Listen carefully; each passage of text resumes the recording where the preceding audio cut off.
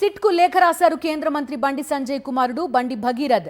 ఎల్లుండి విచారణకు హాజరవుతానని, కీలక ఆధారాలతో వస్తానని సిట్కు తెలిపారు.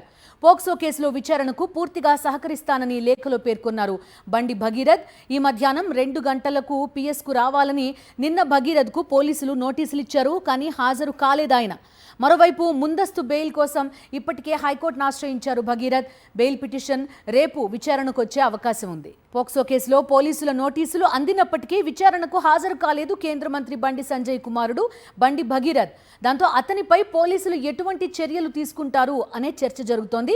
పేట్ బషీరాబాద్ పోలీస్ స్టేషన్లో నమోదైన కేసుకు సంబంధించి ముందస్తు బెయిల్ ఇవ్వాలంటూ బండి భగీరథ్ పెట్టుకున్న పిటిషన్ను గురువారం హైకోర్టు విచారించే అవకాశం ఉంది. పోక్సో కేసు నమోదైన తర్వాత కూడా బండి భగీరథ్ను ఎందుకు అరెస్టు చేయడం లేదంటూ పోలీసులపై ఒత్తిడి పెంచుతున్నారు బీఆర్ఎస్ నేతలు. ఈ క్రమంలో శుక్రవారం విచారణకు హాజరవుతానని సిట్కు బండి భగీరథ్ లేఖ రాయడంతో ఈ కేసు మరొక ట్విస్ట్ తీసుకుంది. తన కుమార్తెను బండి భగీరథ్ వేధిస్తున్నారంటూ ఒక బాలిక తల్లి ఇచ్చిన ఫిర్యాదుపై పేట్ బషీరాబాద్ పోలీసులు స్టేషన్లో కేసు నమోదైన సంగతి తెలిసిందే. పోక్సో చట్టంలోని పలు సెక్షన్లతో కేసు నమోదు చేశారు పోలీసులు. కేసు విచారణలో భాగంగా మంగళవారం బండి భగీరథ్ మేనమామకు నోటీసులు అందజేశారు పోలీసులు. పేట్ బషీరాబాద్ పోలీసుల ముందు బుధవారం మధ్యాహ్నం 2 గంటల లోపు బండి భగీరథ్ హాజరు కావాలని నోటీసులో ఉంది. అయినప్పటికీ బుధవారం మధ్యాహ్నం 2 గంటల వరకు పోలీసుల ముందు విచారణకు హాజరు కాలేదు బండి భగీరథ్. దీంతో అతనిపై పోలీసులు ఎటువంటి చర్యలు తీసుకోబోతున్నారు అనే చర్చ జరుగుతోంది.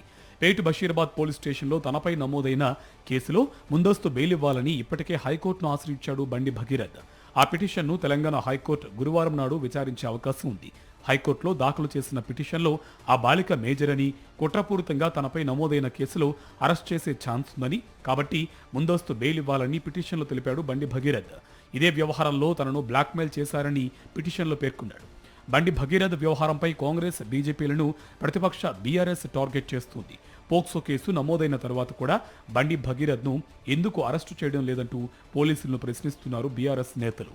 బీఆర్ఎస్ మహిళా నేతల బృందం డీజీపీ సివి ఆనంద్ను కలిసి పోక్సో కేసులో వెంటనే చట్టపరంగా చర్యలు తీసుకోవాలని డిమాండ్ చేశారు. స్వయంగా వాంగ్మూలం ఇచ్చిన తర్వాత మరి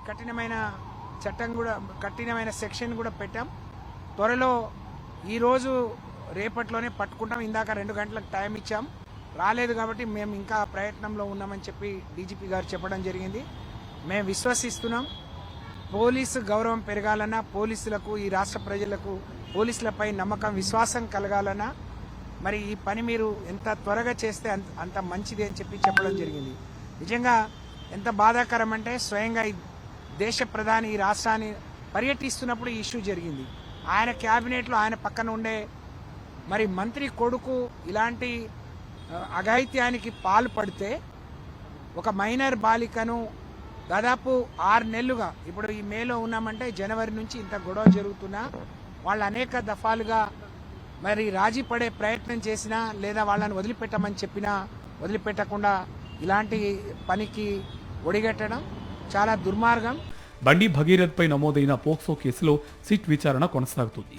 అతన్ని విచారణ చేస్తేనే నిజానిజాలు బయటకు వచ్చే అవకాశం ఉందన్న చర్చ జరుగుతోంది. ఈ నేపథ్యంలో తెలంగాణ హైకోర్టులో బండి భగీరథ్ పిటిషన్ విచారణ సందర్భంగా పోలీసుల తరపున జరిగే వాదనపై ఇప్పుడు అందరి చూపు ఉంది.